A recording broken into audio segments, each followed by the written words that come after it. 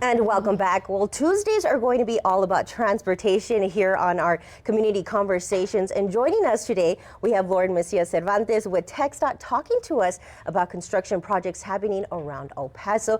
Well, welcome and thank you for joining us, Lauren. So a lot going on around the city. I know there's been several closures, especially here on the west side. Now, what exactly are crews doing? Yeah, so several projects have been impacting drivers around the city. We're going to start with one that has been impacting drivers, especially on weekends. For the past 3 weekends, crews have been working on what's called a mill and inlay. That's a project that's happening between Mesa and Sunland Park on I-10.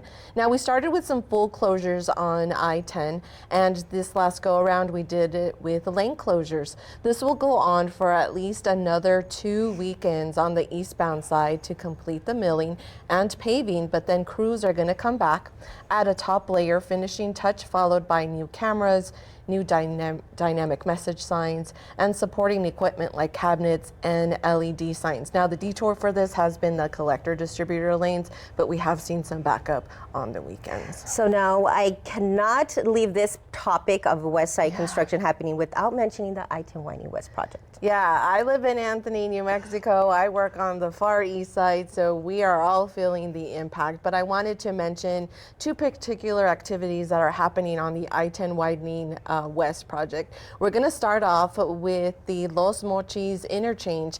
Now, because crews are taking some time now to build that new interchange, we're seeing a long-term configuration.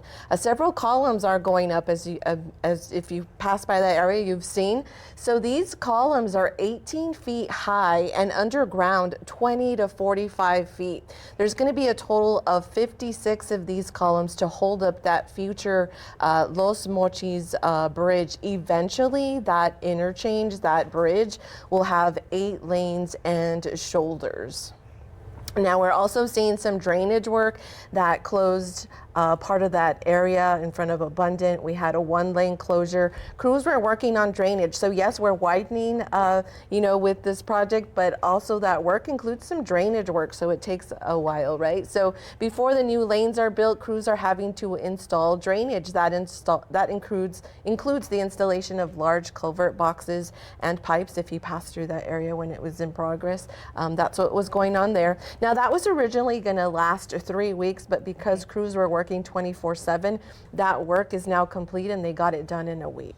So now let's head to the east side. There are more changes coming for the Montana project. Yeah, so with our Montana project, that project, which is turning the roadway into an expressway with new lanes, intersections, and frontage roads, we have an upcoming traffic switch March 18th through the 20th. So on those dates, every night from 9 p.m. to 6 a.m., the northbound on-ramp at Loop 375. Now here we're looking at the drainage work that we were just talking about on the widening project.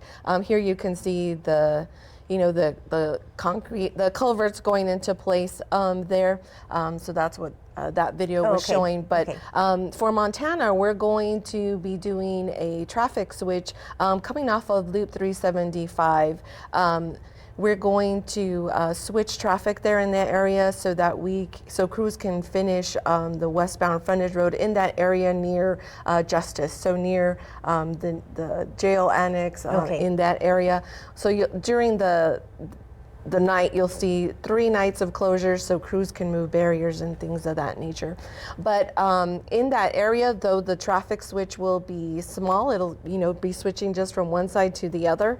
It is a reminder that in construction zones, it's very important, no matter how many times you've driven through the area, watch for changes, right? Yes. Because there may be you may be driving on the other side of the roadway. There might be changes in configuration, so very important. So though this switch will take about 6 to 8 weeks, and again, it is a small change, but it is a reminder to never drive distracted, especially in a construction zone. Watch for equipment, watch for changes in configuration, watch for crews, and of course, don't drive distracted and watch that. It can be very tricky. I've driven by Montana. I'm like, oh my goodness. Yeah, and that's a very large large project and things are changing as the project progresses, so very important to pay attention. Yes. So for those who want to stay up to date on closures, where can they go?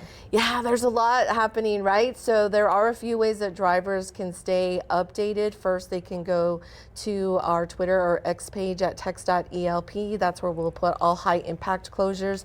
Also follow us on our Facebook page, TxDOT El Paso. The widening project also has its own page. And all our closures are posted weekly and updated weekly at TxDOT.gov. And then if you want closures straight to your inbox, you can go to drivetexas.org, put in your email, and you will get closures. You can select what roadways you'd like to be notified on. You'll get an email once the road closes, once it opens, whether that's for a crash, an emergency situation, weather, or anything else. So basically no excuses not to be up to date and to give you that opportunity to plan ahead. Well, thank you, Lauren, again for joining us today, and we'll see you next Tuesday, and we'll be right back with more news, weather, and traffic.